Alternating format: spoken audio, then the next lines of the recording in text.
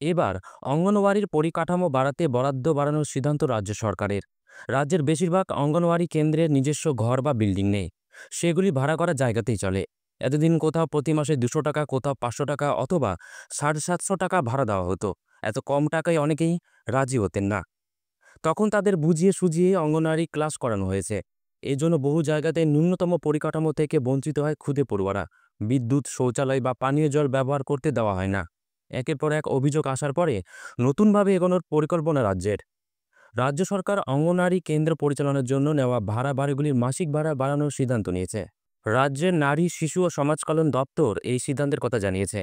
সংশ্লিষ্ট দপ্তরের তরফ থেকে জানানো হয়েছে, গ্রামীণ বা আদিবাসী এলাকায় প্রতি মাসে সর্বোচ্চ 2,000 টাকা, শহরে এলাকার জন্য 6,000 টাকা এবং মেট্রোপলিটন অঞ্চলে 8,000 টাকা ভাড়া দেওয়া হবে এখন থেকে।